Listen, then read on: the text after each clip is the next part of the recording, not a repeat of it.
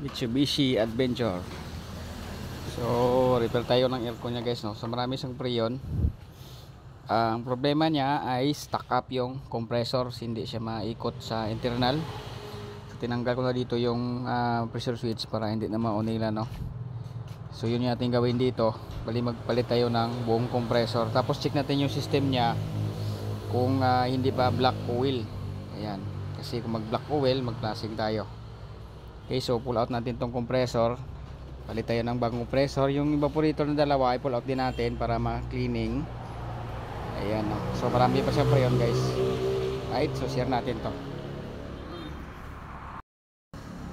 Yun, update. Ito na guys, natanggal na natin compressor. Oh, yan, oh. So stuck up sila talaga guys, oh. Hindi maikot tong ano, oh. So nag-iwan na lang yung plate, na lang yung galaw-galaw dito. Pero yung internal hindi na, stuck up siya. Ayan.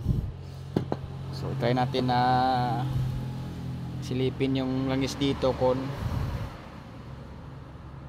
malinis ba, hindi ba siya black oil. Ayan, oh. Okay naman guys, oh.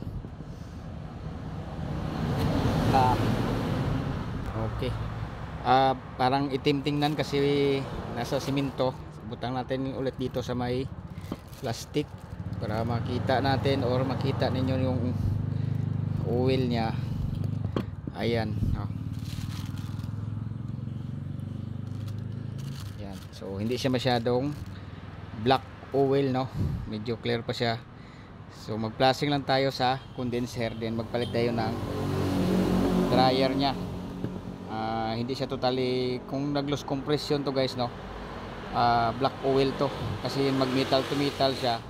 Ito direktahan siguro to na stuck up. Tapos may napansin ako dito, ang kanyang radiator fan guys, oh, naka-fix na siya. So hindi na siya magalaw, hindi na siya clutch fan, no? Ayan, tapos nag-add sila dito ng auxiliary fan. Okay naman kasi nagdagdag sila, no? Pero pagdating lang dito, ito yung radiator fan, naka-fix na. Parang radiator fan ng truck guys, so truck ng tubo. Ayan, so di ko sigurado kung ito yung isang cause na nag-stuck up ito ating compressor, kasi nahirapan siya kasi sobrang init, no? Kasi itong naka-fix guys, kung ilan yung RPM ng engine, ito yung ikot din niya, no? Hindi tulad ng clutch fan na parang idle up lang siya. Malakas na yung ikot dito. Yan. Tapos pag ganito, sobrang laki ng RPM mo, pigil to.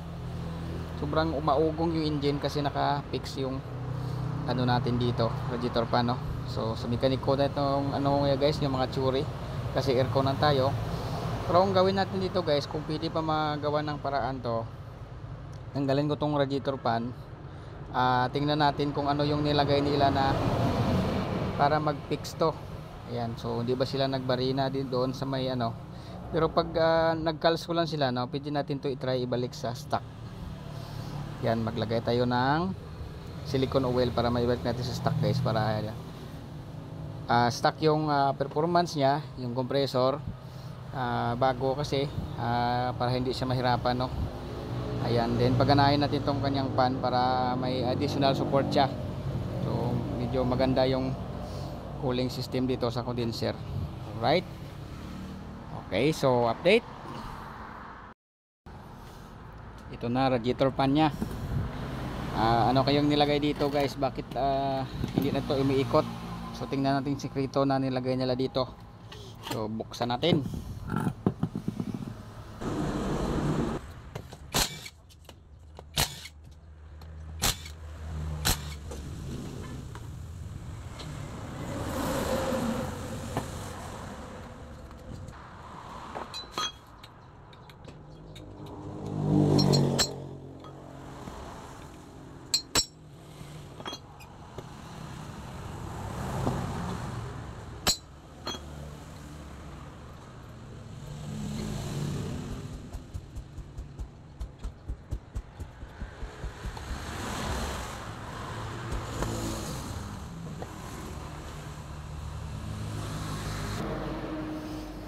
Okay, so natanggal natin yung screw. Ayan, so moment of truth, ano kayang nilagay nila dito sa loob guys, no, para mag fix to. Okay, up, parang matigas pa.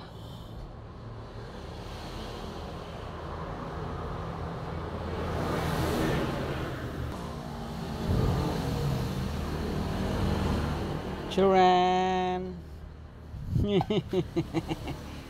Yan oh, yun nilagay nila guys oh. Oh. Diba? Galing. So ito yung nilagay nila para mag-fix na yung radiator pan. Ito yung sikreto nila guys. Ayan, sobrang mala, wala ng silicone oil. Okay, so gawin natin dito. Balik natin to sa stock. Maglagay tayo ng silicone oil para back to ano na, normal na performance ng ano, sikretong malupit. Okay, so ito yung ating rare na evaporator, no. Pina-pull out ko lang guys para ma-cleaningan kasi marami siyang ano, alikabok. Saka yung ano sa front din, so pinatanggal natin. So yung iba no, SOP talaga na magpalit ng dryer at saka expansion valve. Kaso si sir, medyo ano yung budget niya. So dryer lang palitan natin, yung dalawang expansion valve balik lang natin, no. Ayan. Yun, nabuksan na. Oh, ito yung mga ano niya guys, oh. Ayan. So linis lang natin to. Then expansion valve, ito natin gagalawin. Good pa yan. Okay, ito yung sa front. Yan, oh. Ayan, so dito pa lang guys, no, makikita natin na malinis siya, hindi siya black oil, oh. Ayan, oh. Ayan. Okay, so palinis lang natin to, then balik lang natin, no. Okay.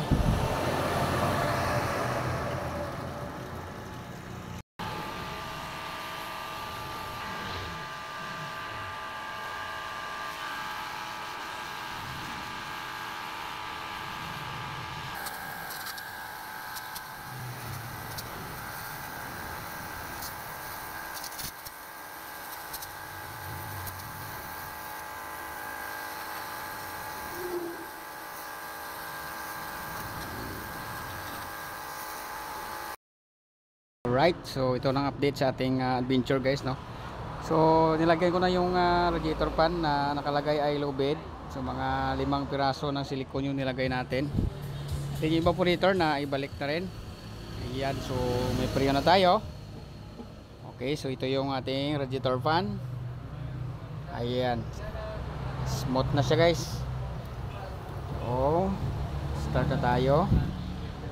So lagay natin yung pressure switch na kinuha natin. So tinanggal ko to guys para hindi mauni sir. Sige, start.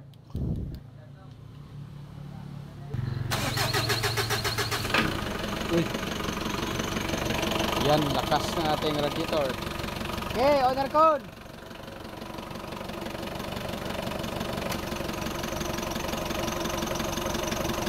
Yun.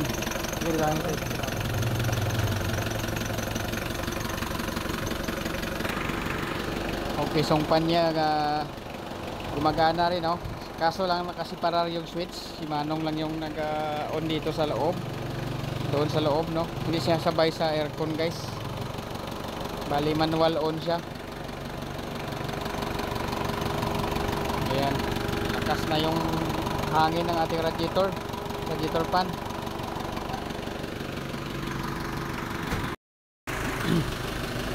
Okay, so naglinis na kami dito ng condenser niya. Ayan, may nakuha tayo dito 45 PSI, no. Ayan, so nagmo-moist na yung ating low side. Okay, yung ating pan ibalik natin sa stock guys. So guwapo na. Tapos may pan pa siya, no. Yun yung maganda, no. Okay, warm up muna tayo. So check natin yung temperature niya. Bali di tayo nagpalit dito ng dalawang expansion valve guys. Bali binalik lang natin yung stock. Okay, so may nakuha tayo dito 10.9 yung lamig. Naka low tayo. Ayan, malamig na po yan guys. Sobrang ano na po, masakit na po yan sa kamay pag iganyan mo. Yung 10, 12, yan, malamig na yan guys, no. Di compare, di katulad sa mga latest model, no. Sobrang lamig. Bababa siya ng mga 4 degrees. Grabing lamig ng mga bagong sasakyan. So ito adventure, at least nagawa na siya natin ng 10 degrees, no. Bali warm up lang ito kasi di natin ano masyado kasi bago po yung compressor niya. Ayan, at least mabigyan natin si sir ng lamig. Ayan. Okay, pag 10 good na po yan. Sakit na yan sa kamay, oh, pag ganyan ko. Ayan, maramdaman mo na po yung sa kamay na kagat na po yung kanyang lamig. So sa tuluyan na tumatakbo siya, nagcycle yung lamig, so tendency lalamig pa to at bababa pa ito sa 10. So yan, oh.